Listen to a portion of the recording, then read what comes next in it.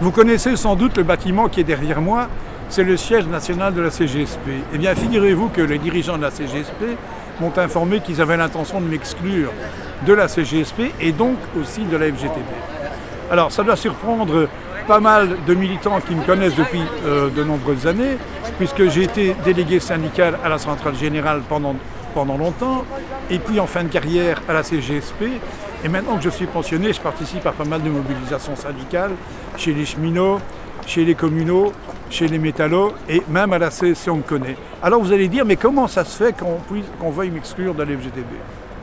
En octobre dernier, une grève éclate dans tous les centres de tri de B-Post, car la direction veut supprimer les primes pour le travail du samedi. Payer le travail du samedi au tarif normal, au lieu de le payer à 150%. Seule la CSC soutient la grève, et au bout de quelques jours, B-Post envoie des intérimaires et des huissiers pour casser la grève.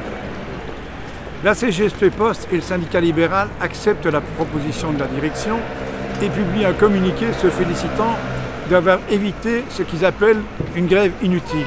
Ils se félicitent même d'avoir évité que B-Post ne devienne une deuxième Sabena. Et comment tu as réagi? Quand j'ai vu ce communiqué de la CGSP Post, mon sang n'a fait qu'un tour.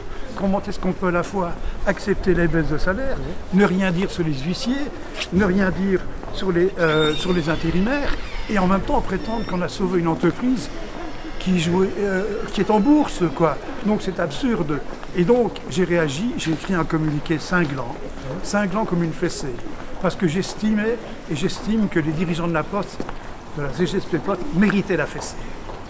Et j'espère que pendant une semaine, ils n'ont pas pu s'asseoir confortablement. Et ensuite? Mais ensuite, la direction de la CGSP m'a invité à venir m'expliquer. Ils m'ont signifié qu'ils avaient l'intention de m'éjecter. Et quand je leur ai demandé, mais vous êtes d'accord avec la CGSP Post? Ils m'ont dit, ah mais chaque centrale est indépendante, on ne se prononce pas là-dessus. Ouais, c'est un peu comme quand Michel couvre les conneries de Jacqueline Galland, quoi. Mais tout à fait. Mais en plus, en ce qui me concerne personnellement, ça n'a pas d'impact de m'exclure. Parce que je suis pensionné, j'ai pas de mandat, ils veulent surtout faire un exemple.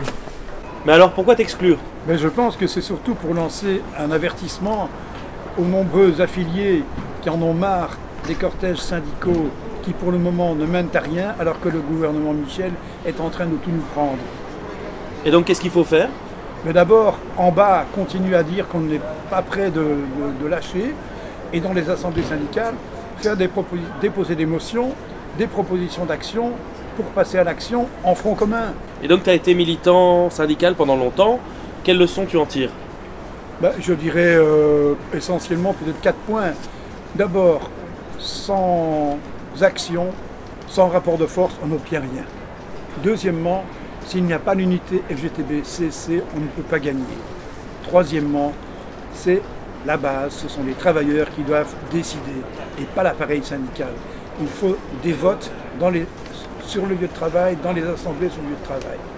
Et je dirais, quatrièmement, un vieux militant syndical me disait, un bon délégué syndical, il a toujours un œil sur son patron et un œil sur son permanent syndical.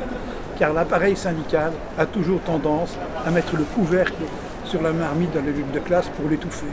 Et si on n'est pas vigilant à ça, on ne peut pas gagner. Et alors pour terminer, ces derniers jours, on parle beaucoup de la grève des femmes de la FN il y a 50 ans. Oui, et j'espère qu'on dira d'ailleurs qu'on rappellera que cette grève très importante et exemplaire est partie spontanément et que les directions syndicales de l'époque ont couru derrière le train en marche pour monter dedans et pour essayer d'en prendre les commandes.